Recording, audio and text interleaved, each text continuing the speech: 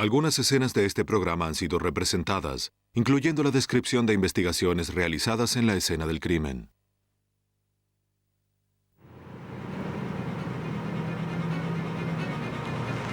En Carolina del Norte, la ex esposa de un infante de marina desaparece sin dejar rastros.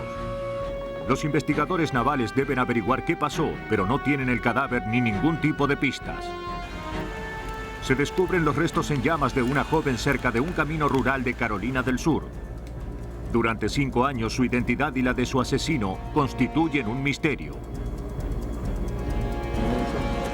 En Virginia, un integrante de la Marina de los Estados Unidos aparece muerto en un predio desierto.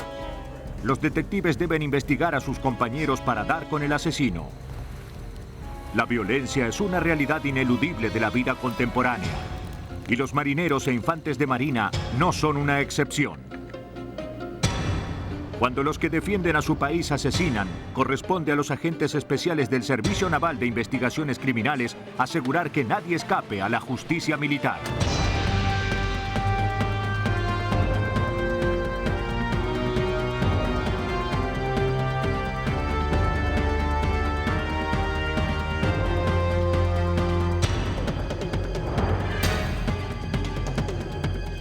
Los nuevos detectives. Casos estudiados por la ciencia forense. Hoy presentamos Justicia Militar. Camp Lejeune, en Carolina del Norte, es uno de los centros de entrenamiento más grandes del Cuerpo de Infantería de Marina de los Estados Unidos. Pero incluso aquí, donde se exaltan el honor y la lealtad, existen la traición y el crimen.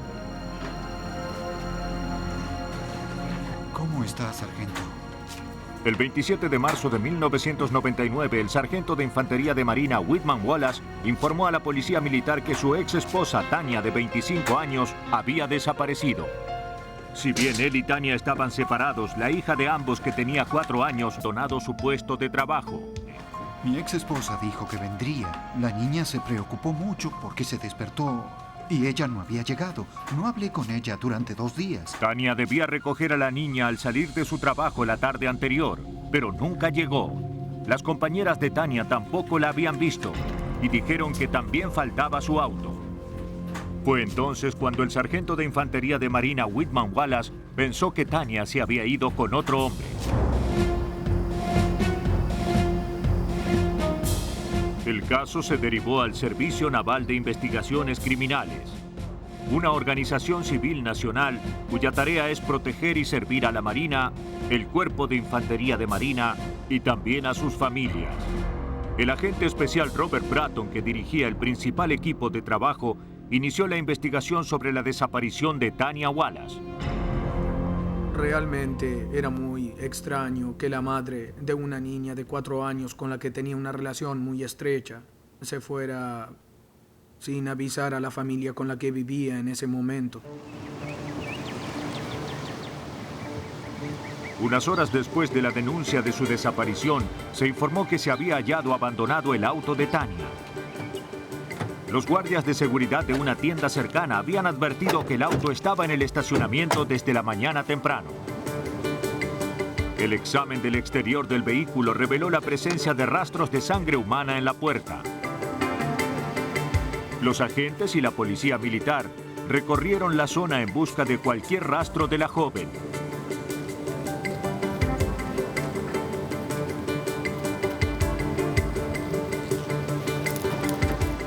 La búsqueda se prolongó varias horas, pero no se halló ninguna pista sobre el paradero de la mujer desaparecida.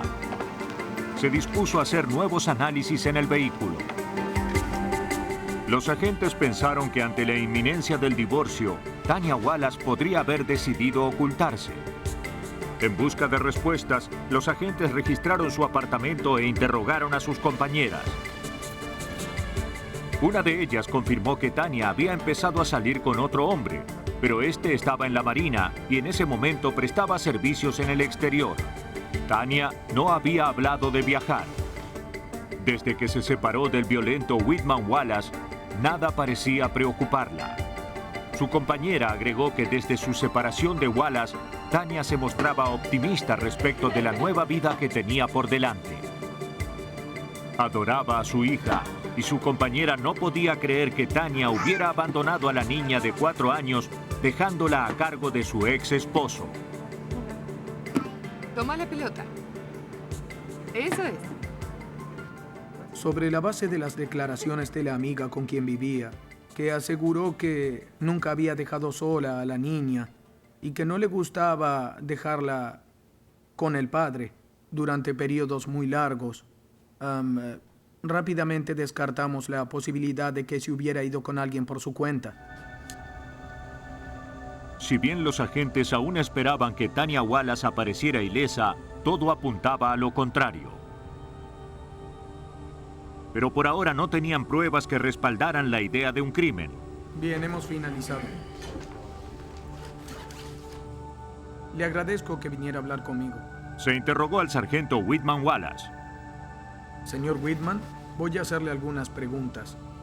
Insistió en que no tenía nada que ver con la desaparición de Tania. Si bien su matrimonio no había funcionado, él la seguía queriendo, y también a su hija de 4 años. Dijo que la noche en que Tania desapareció, él había realizado tareas de oficina desde las 11 de la noche hasta la mañana siguiente. Dijo que no había abandonado su puesto en ningún momento.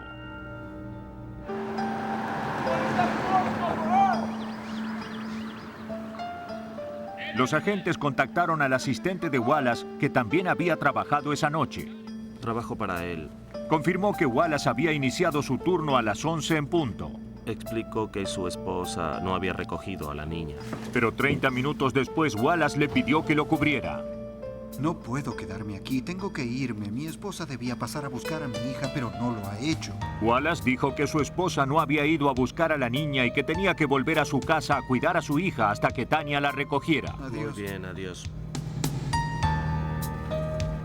Wallace se fue y volvió 2 horas después. Los agentes comprobaron que el sargento Wallace había mentido cuando declaró que esa noche no había abandonado su puesto de trabajo.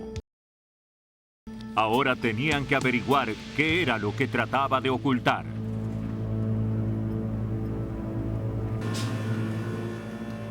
Recurrieron al único elemento concreto que tenían. Una semana después de denunciarse la desaparición de Tania, el agente especial y asesor forense Mike Maloney empezó a examinar el vehículo. En cuanto abrimos la puerta de la camioneta, vimos que había mucha sangre en su interior. No se veía desde afuera, el interior del vehículo era muy oscuro. Tenía una alfombra oscura y los asientos también eran oscuros. Pero una vez que la abrimos se hizo evidente que era sangre. El ADN de la sangre que hallaron en el vehículo coincidía con el de las muestras que obtuvieron en la casa de Tania. Hola, Bob. Era evidente que algo le había pasado a Tania. Sabes, hemos comparado el patrón un par de veces. Al no haber cadáver, sin embargo, los agentes no podían demostrar que estaba muerta. El agente especial Mike Maloney instrumentó un análisis de volumen de sangre que podría brindarles la prueba que necesitaban. Pensamos que podríamos demostrar que había perdido tanta sangre en el vehículo que de ninguna manera podría estar viva. El agente Maloney tenía que determinar cuánta sangre haría falta para crear manchas de las mismas dimensiones que las halladas en la alfombra del vehículo. Obtuvieron muestras de la alfombra del fabricante del vehículo y las saturaron con sangre humana. Los investigadores determinaron que se necesitaban 1.815 mililitros de sangre humana, casi 2 litros, para crear una mancha de igual tamaño. Y eso suponía casi la mitad del volumen sanguíneo de Tania Wallace. Nadie podría haber sobrevivido a una hemorragia tan intensa sin atención médica. Los agentes estaban seguros de que Tania Wallace estaba muerta. Y también estaban convencidos de que su ex esposo, el sargento Whitman Wallace, era el culpable. Pero no tenían pruebas del asesinato.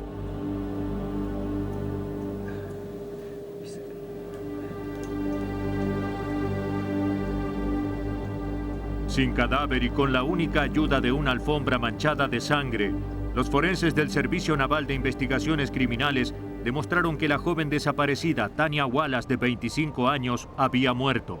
Los agentes especiales del Servicio Naval creían que su ex esposo, el sargento del Cuerpo de Infantería de Marina, Whitman Wallace, la había matado.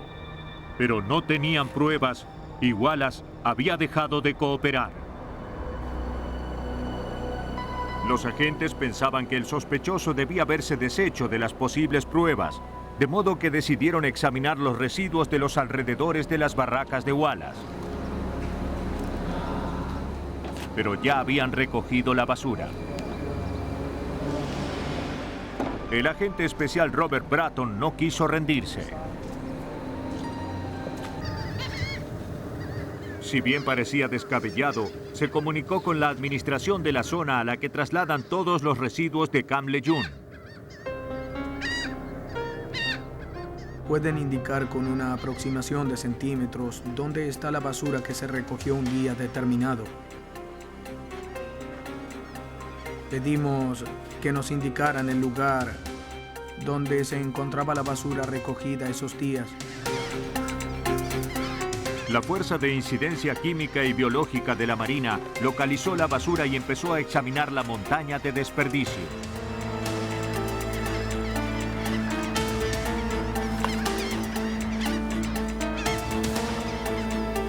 Tras horas de búsqueda, el equipo halló una sudadera militar verde grande y también ropa de mujer. Toda la ropa que hallaron estaba manchada con sangre. Los análisis de ADN de la ropa indicaron que la sangre pertenecía a Tanya Wallace. Para el agente especial Mike Maloney, era evidente que Tanya llevaba esa ropa cuando murió. Todo menos la sudadera verde.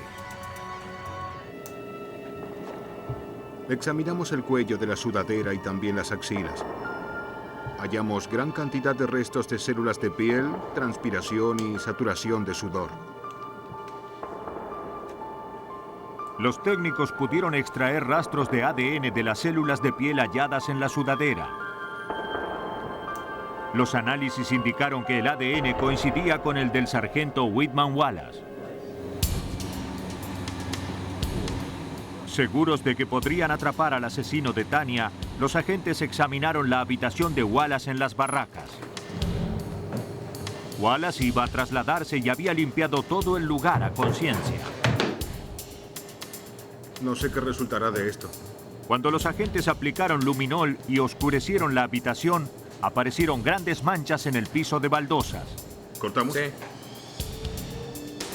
Los análisis confirmaron que era sangre humana. Eliminó las manchas rojas, pero eso fue todo lo que hizo. La hemoglobina sigue ahí. Pero las manchas desaparecían abruptamente donde empezaba la alfombra. Solo había sangre en el piso de baldosas. Convencidos de que Tanya había muerto en la habitación de Whitman Wallace, los agentes empezaron a interrogar a otros infantes de marina que vivían en las mismas barracas. Gracias. ¿Qué quiere decirme? Un infante de marina recordó que unos días después de que se denunciara la desaparición de Tanya, Wallace le hizo una visita. Te lo agradezco. No sabes cuánto te lo agradezco. Dijo que esperaba una inspección, que la alfombra de su habitación estaba sucia y que nunca lo aprobarían. Wallace le pidió que intercambiaran las alfombras y su compañero aceptó. Pero una vez que pasó la inspección, Wallace no volvió a buscar su alfombra. De acuerdo. Gracias. Bien, te Bien, llevaré, nos ¿de vemos. acuerdo? De hecho, la alfombra de Wallace seguía en el piso de su compañero. ¿Tiene la alfombra? Sí. Con la esperanza de que la alfombra tuviera la prueba que necesitaban para demostrar que Whitman Wallace era el asesino, los agentes la recogieron y la llevaron al laboratorio para analizarla. Hicimos la prueba del luminol y descubrimos lo que faltaba, el resto de la mancha. Coincidían a la perfección como dos piezas de un rompecabezas. La alfombra tenía una mancha muy grande. Los análisis demostraron que se trataba de la misma sangre que se había encontrado en el piso de baldosas. Los análisis de ADN revelaron que la sangre de la alfombra y la que había en el piso de baldosas coincidía con la de Tanya. Ahora los agentes tenían pruebas suficientes. El sargento Whitman Wallace fue detenido y acusado de homicidio. Soy del Servicio Naval de Investigaciones, debo detenerlo. Los agentes estiman que Whitman Wallace no quería perder la custodia de su hija, ni tampoco contribuir a su manutención. El 26 de marzo de 1999, Tania salió de trabajar y fue a las barracas donde vivía su ex esposo a buscar a su hija. Whitman Wallace se había asegurado de estar ahí cuando ella llegara. La hija de 4 años de ambos dormía en la habitación contigua y Wallace golpeó a Tania hasta que la mató. No tenemos comida. Luego puso el cuerpo ensangrentado en el vehículo, condujo hasta un lugar apartado y allí la enterró. Ante una corte marcial, el sargento Whitman Wallace se declaró culpable de secuestro y homicidio no premeditado. Fue condenado a 30 años de reclusión y aceptó revelar dónde estaban los restos de Tania Wallace.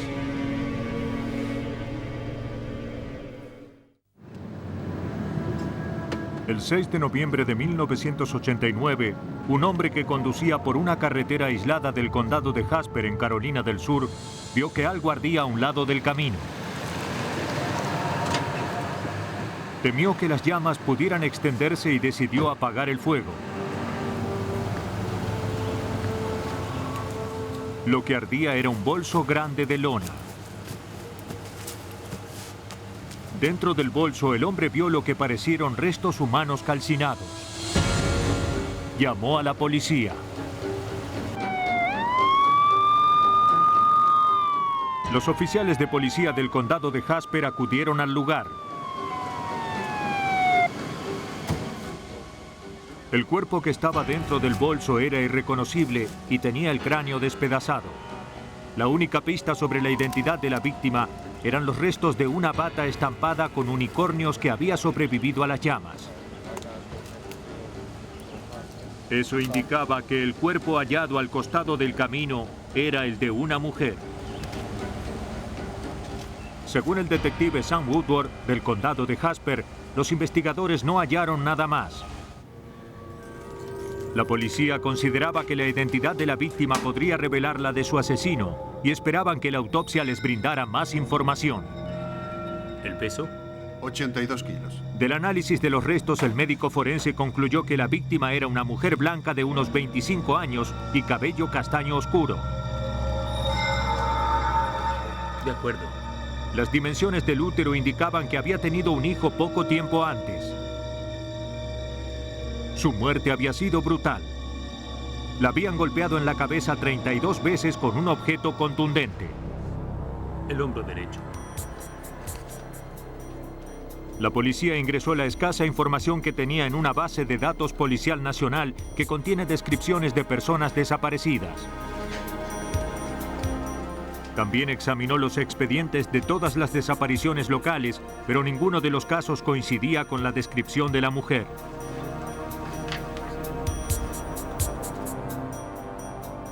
Las autoridades sabían que la única posibilidad de identificar a la víctima era reconstruir cómo había sido su rostro en vida. La policía convocó a un especialista, el doctor Ted Radburn. 8 días después, el doctor Radburn había reconstruido el cráneo. Pude brindar a la policía y al dibujante forense un cráneo completo. Lo armé con ayuda de pegamento, varillas y arcilla para que así pudieran tomarle fotografías y luego reconstruir la estructura facial de la víctima para su reconocimiento. El dibujante forense Roy Pascal de la División Policial de Carolina del Sur tenía ahora que resucitar a la víctima. Recibió el informe del doctor Radburn. Es un buen trabajo. Tras colocar indicadores de goma en determinados puntos del cráneo para señalar la profundidad de la carne, Pascal tomó fotografías. Luego empezó a dibujar el rostro de la víctima con un lápiz.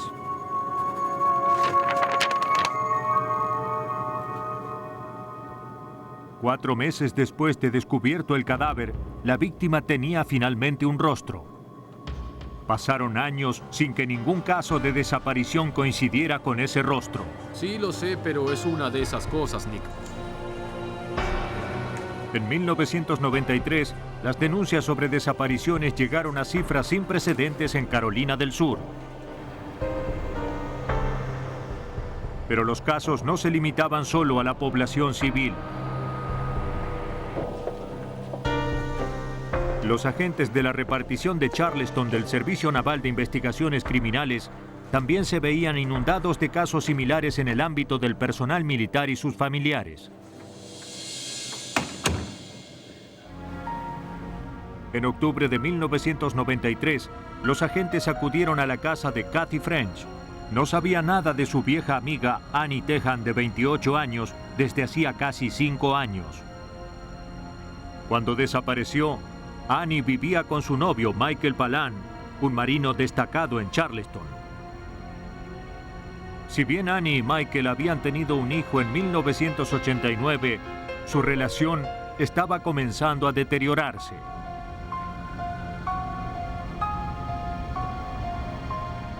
Poco después de que Annie quedara embarazada, Michael empezó a tratarla con violencia.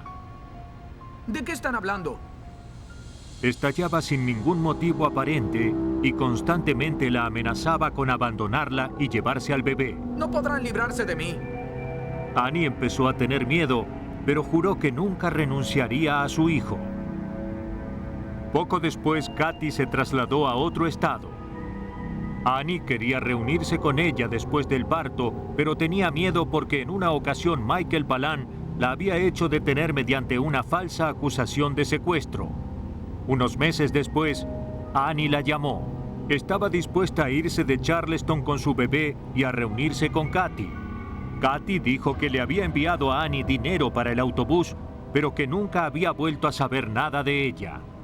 Como el padre del hijo de la mujer desaparecida era un integrante de la Marina de los Estados Unidos, el agente especial del Servicio Naval de Investigaciones Criminales, Jim Grebas, aceptó iniciar una investigación. Pero dada la turbulenta relación de la pareja, no podía descartar que la desaparición de Annie fuera intencional. Nosotros pensábamos que si se llevaba mal con Michael Palan, tal vez decidió desaparecer, pero tuvimos que descartar esa posibilidad. Los archivos indicaron que el jefe de armamento electrónico, Michael Palan, estaba destacado en una base naval de Hawái. El agente Grebas se comunicó con agentes locales y les pidió que hablaran con Palan. Señor Palan, somos del Servicio Naval de Investigaciones. Queremos hablar con usted sobre la señorita Tejan. Michael Palan dijo a los agentes que cuando se despertó la mañana del 6 de noviembre de 1989, descubrió que Annie los había abandonado a él y al bebé.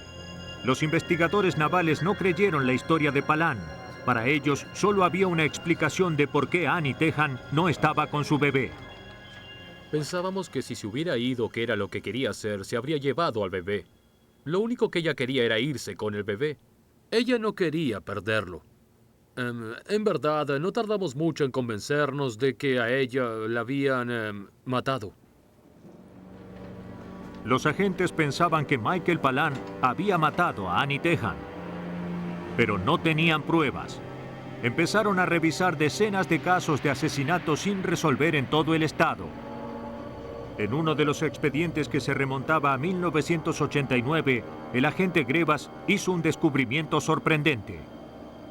Era el retrato forense de una joven que habían encontrado en el condado de Jasper el 6 de noviembre de 1989. Tomé una fotografía de Annie que yo tenía y comparé las dos. Me di cuenta de que era Annie y que la habíamos encontrado. Los análisis de ADN confirmaron que la joven misteriosa era en realidad Annie Tejan. Y ahora el jefe naval Michael Palan era el principal sospechoso del homicidio. ¿Cuál es el próximo paso? Bueno, ayer viajé y hablé con ellos sobre la joven no identificada. Pero el agente Peter Hughes sabía que sería difícil encontrar pruebas de su culpabilidad. El principal problema era que estábamos ante un caso de homicidio que había tenido lugar 6 años antes, de modo que empezar de cero y reconstruir los hechos iba a exigir un esfuerzo realmente increíble para todos. Esos son los resultados. Aquí tiene. Los agentes y las autoridades locales empezaron a reconstruir los movimientos de Palan en el momento del asesinato. Examinaron los archivos telefónicos del 6 de noviembre de 1989. Hallaron varios llamados a un número de Savannah, Georgia, ubicado a centenares de kilómetros. El número era de la ex esposa de Palan. Sí, efectivamente, el número coincide. Para confirmar sus sospechas, la policía local obtuvo sus movimientos financieros. Hallaron un recibo del 6 de noviembre de una gasolinera ubicada a 37 kilómetros de donde se descubrió el cuerpo de Annie. Los investigadores comenzaron a pensar que Michael Palan no había actuado solo. Los agentes viajaron a Miami, donde vivía ahora la ex esposa de Palan. Si bien dijo no saber nada sobre el asesinato de Annie, recordó que una mañana de mediados de noviembre de 1989, Palan la había llamado. Le dijo que Annie lo había abandonado y que la necesitaba para que lo ayudara a cuidar al bebé. Ella aceptó y 1 o 2 días después fue hasta el apartamento de Palan en Charleston a buscar al bebé. Pero los archivos telefónicos y los recibos de gasolina demostraron que había viajado al apartamento el 6 de noviembre, el mismo día en que Annie fue asesinada. ¿Segura? Cuando se trataba de fechas y horas, la historia no se sostenía. Los agentes le mostraron los recibos y le preguntaron si eso le refrescaba la memoria. Una vez que se dio cuenta de que sabíamos que había estado en el apartamento a la hora del asesinato, supo que no tenía escapatoria. Como podía verse involucrada en el asesinato, la ex esposa aceptó colaborar. Dijo que Michael Palan ya no quería a Annie, pero sí al hijo de ambos. Como sabía que Annie nunca dejaría al bebé, Palan planeó matarla y su ex esposa aceptó ir en su ayuda para así deshacerse del cadáver.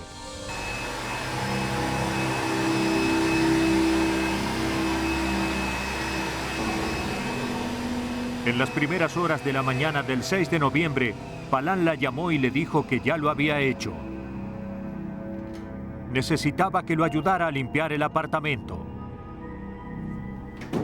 Cuando llegó poco después del amanecer, vio sangre por todas partes. Por ahí hay más. Vamos. Debemos apurarnos.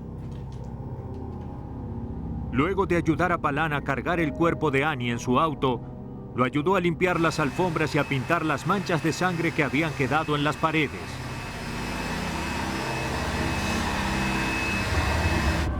La información brindaba nuevos elementos a los agentes. Haré lo que sea. Ahora necesitaban pruebas concretas de que Michael Palan había hecho lo que su ex esposa afirmaba. Aceptó acompañar a los agentes al viejo apartamento de Palan y mostrarles el lugar del crimen. Si bien el apartamento estaba ahora vacío, la ex esposa señaló el lugar donde se encontraba el cuerpo de Annie. Había un sofá. También describió dónde estaban las manchas de sangre en las paredes. Había una mesa baja. Pero no se veía sangre por ningún lado. Después de tantos años, los agentes no creían que pudieran encontrar nada. Había sangre aquí sobre el televisor. Los agentes oscurecieron la habitación y aplicaron luminol en todo el lugar. Para su sorpresa, aún había sangre. Y la ubicación de las manchas era la que había dicho la ex esposa de Palan. Si bien los hallazgos corroboraban la declaración de la ex esposa y brindaba pruebas de la culpabilidad de Palan, los agentes sabían que no demostraba más allá de toda duda razonable que él era el asesino. Una amiga de ella denunció su desaparición. Si presentábamos el caso, el abogado defensor podría decir que fue una esposa celosa la que la mató, no Palan. Una esposa celosa. Los agentes necesitaban que Michael Palan confesara. Con ayuda de su ex esposa, los agentes le tendieron una trampa. Telefonearía a Palan y lo llevaría a hablar sobre el crimen. Lo interesante fue que ella inició la conversación diciendo, Michael, encontraron el cuerpo. Encontraron a Annie. Y su respuesta fue, no lo hicieron. Eso es algo muy significativo. Una persona inocente habría dicho, ¿de qué estás hablando? ¿Cuerpo? No entiendo nada. ¿De qué estás hablando? Pero él estaba al teléfono y nos decía, no, la policía no encontró el cuerpo. Tras varios días de interceptar el teléfono, los agentes habían oído suficiente. ¿Usted lo oyó negar la conversación? Palan. 3 semanas después de retirarse de la Marina, el jefe Michael Palan fue detenido y acusado del asesinato de Annie Tejan. Abre el bolso, por favor.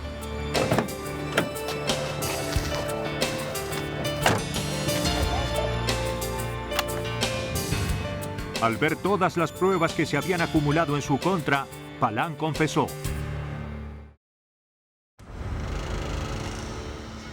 Estaba decidido a quedarse con el niño, dijo, y confesó que en las primeras horas del 6 de noviembre llegó a su casa y encontró a Annie dormida frente al televisor. Valiéndose de un objeto contundente, la golpeó hasta que la mató. Para ocultar el crimen, colocó el cuerpo de Annie en un bolso de lona y lo llevó a un camino rural desierto. Roció el cuerpo con gasolina y lo encendió.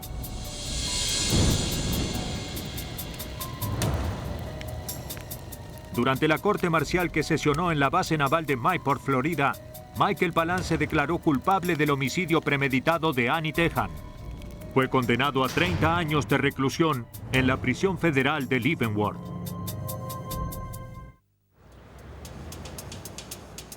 La mañana del 23 de abril de 1998, un hombre que desmalezaba un predio cerca de un complejo de apartamentos de Newport News, Virginia, vio que había algo en la hierba.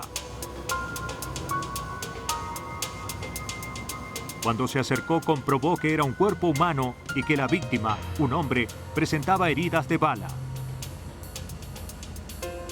El hombre fue a un apartamento y llamó a la policía.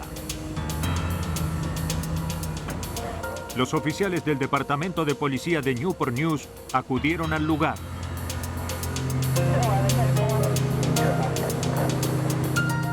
Empezaron a revisar los bolsillos de la víctima en busca de algo que les permitiera identificarla. En la billetera hallaron varios centenares de dólares en efectivo y un documento de identidad. La víctima era Stephen November, de 23 años, marino destacado en un portaaviones de la base naval de Norfolk. Le habían disparado 5 veces, pero la ausencia de balas o cartuchos en el lugar, así como las marcas de esposas que se observaban en los zapatos de la víctima, hicieron pensar a la policía que Stephen November había sido asesinado en otra parte y luego trasladado a ese lugar.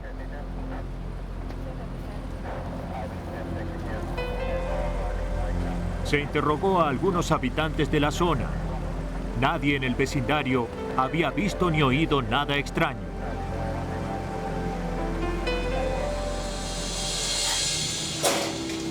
El médico forense que hizo la autopsia determinó que la causa de la muerte había sido un disparo en la cabeza con un arma de 9 milímetros.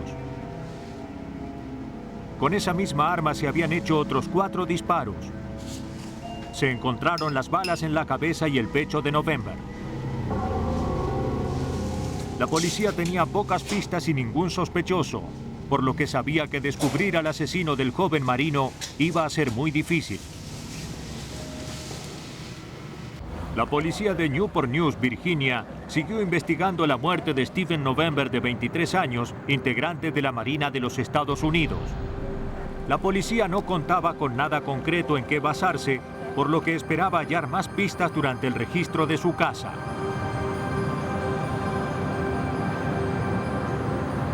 La policía examinó los archivos de November. Un documento les llamó la atención. Era el registro de una transacción a nombre de Stephen November por un arma corta de 9 milímetros, el mismo tipo de arma que habían usado para matarlo. La policía registró minuciosamente el apartamento, pero el arma no apareció. En busca de más información, los detectives contactaron a los oficiales superiores de la víctima en la base naval de Norfolk. Pero en la foja de servicios de November no había nada problemático. Era un marino aplicado y sus compañeros lo consideraban una persona muy correcta y respetuosa. Con la esperanza de reconstruir los movimientos de November la noche del asesinato, los detectives interrogaron a sus amigos y compañeros.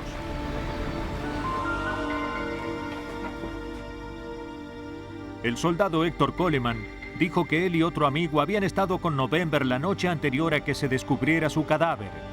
Los tres habían salido a hacer una serie de compras. A las 10, November le pidió al conductor Carlos Saldanha que lo dejara en una tienda cercana. November dijo que tenía algunas cosas que hacer y que los vería más tarde. Acababa de cobrar un cheque de devolución de impuestos y llevaba $2,000 en efectivo.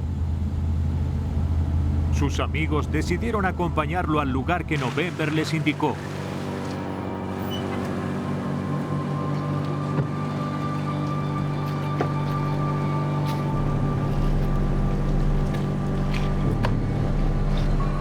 Los dos hombres vieron que November entraba a la tienda y siguieron adelante. También se interrogó al recluta Carlos Saldanha, que esa noche había conducido el auto. Dijo lo mismo que Héctor Coleman.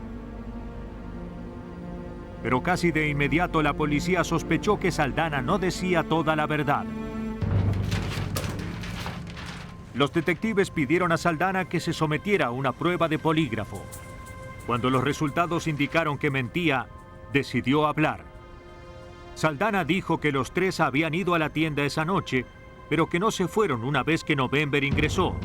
La víctima volvió unos minutos después, se ubicó en el asiento trasero del auto y se alejaron. Dijo que Héctor Coleman sacó luego una 9 milímetros y que le disparó a November. Según Saldanha, el motivo del asesinato había sido el robo. Saldanha no sabía dónde estaba el arma del crimen, pero sabía que la misma pertenecía a Steven November. Si no tiene un abogado, entonces se le designará uno. Carlos Saldanha y Héctor Coleman fueron detenidos y acusados de homicidio. Ponga las manos atrás. Coleman negó todo tipo de participación en el asesinato. Con la confesión de Saldanha, la policía consideró que tenía un caso sólido.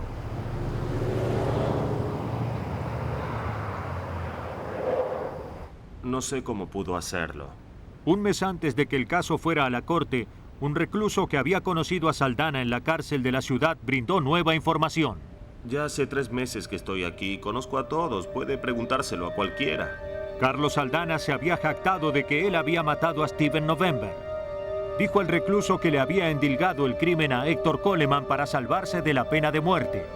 El recluso había brindado información confiable en otras ocasiones y la policía no tenía ningún motivo para dudar de él. Hola, Shep. Hola, ¿cómo estás? El principal testigo había confesado ser el asesino. El examen del polígrafo. Ahora, un mes antes del juicio, tenían que volver a empezar. Mintió en 3 de las preguntas. Los investigadores sabían que uno de los 2 hombres detenidos era el asesino de Steven November. Pero hasta que pudieran demostrar quién había apretado el gatillo, sabían que no lograrían una condena. La policía de Newport News, Virginia, tenía bajo su custodia a 2 hombres por el asesinato de Steven November, un marino de 23 años cuyo cadáver se encontró en un predio desierto.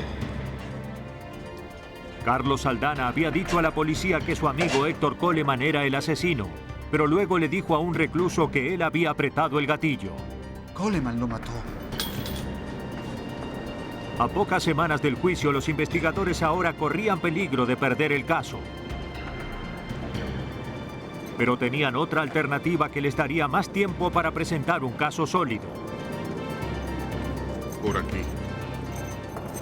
Las autoridades de Newport News retiraron las acusaciones contra Héctor Coleman y Carlos Saldanha y derivaron el caso a los fiscales del JAG, el Cuerpo General de Jueces y Abogados de la Marina, que también tenía jurisdicción en la investigación. El capitán de corbeta Scott Lang del JAG se hizo cargo del caso. Con muy pocas pruebas concretas, tenía que demostrar cuál de los dos testigos decía la verdad.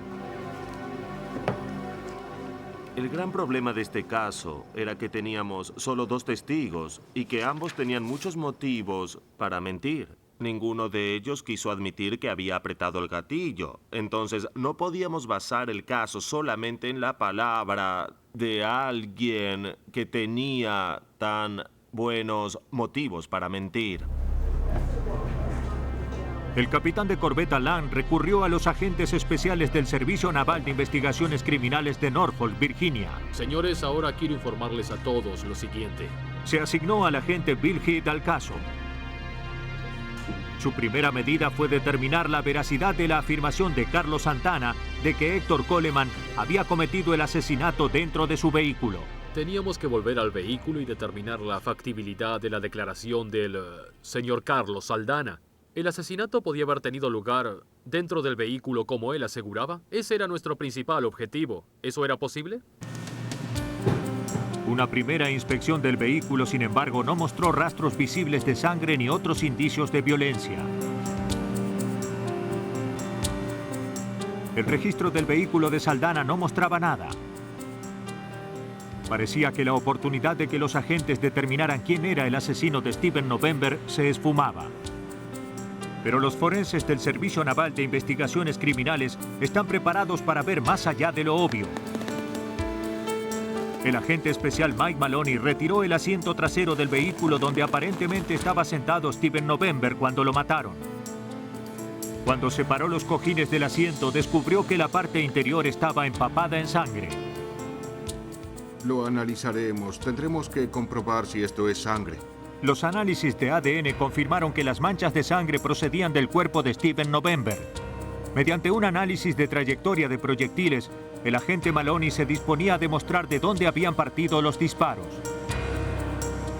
El análisis de trayectoria del proyectil es un método por el que se toman las heridas que presenta el cuerpo y también todo objetivo intermedio que haya atravesado la bala, ya se trate de ropa, del asiento, una pared, una ventana. Si luego se ordena todo eso, se puede determinar desde qué punto se hizo el disparo.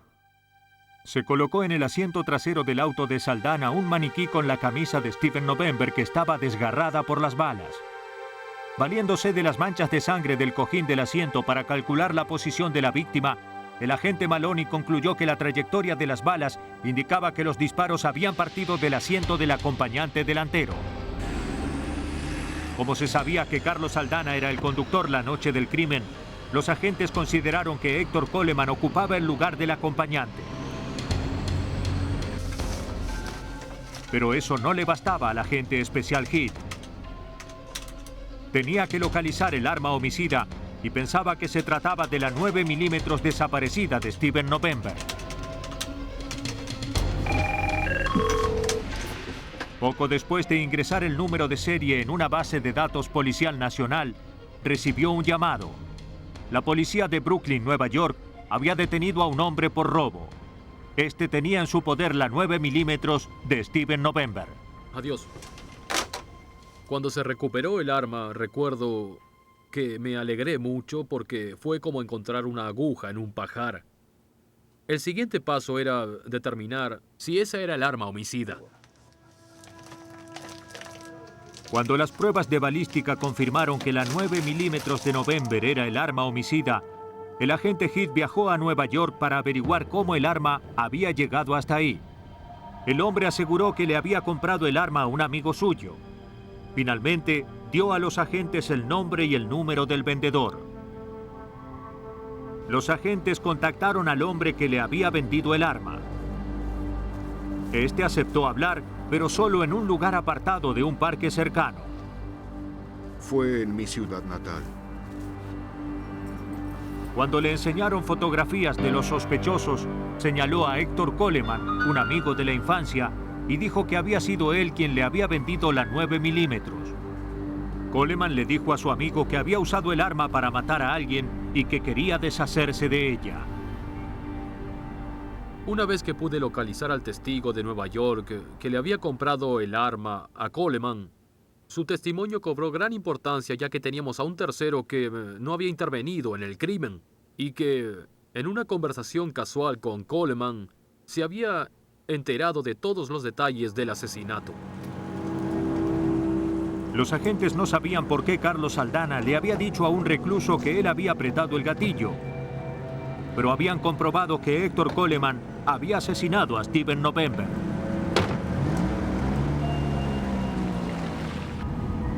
Los agentes estiman que antes de entrar a la tienda, November debió haber dejado la 9 milímetros a cargo de su amigo Héctor Coleman. Cuando se alejaron, Coleman dijo que quería hacer unos disparos al aire.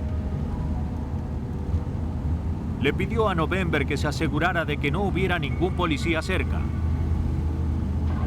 Cuando el marino le dio la espalda... Oye, ¿qué haces? Coleman le disparó varias veces. Luego le robó casi la totalidad de los $2,000 de la devolución de impuestos e hizo que Saldanha condujera hasta un lugar apartado donde se deshicieron del cadáver. Saldanha declaró luego que Coleman había amenazado con matarlo también a él si hablaba sobre el asesinato. Carlos Saldanha se declaró culpable de un cargo de complicidad y 2 de falso testimonio. Fue condenado a 8 años de reclusión. La corte marcial que juzgó a Héctor Coleman sesionó el 18 de agosto de 1999. Dictaminó que Coleman era culpable del robo y homicidio de Steven November y lo condenó a reclusión perpetua en una cárcel federal. Versión en español, Palmera Records.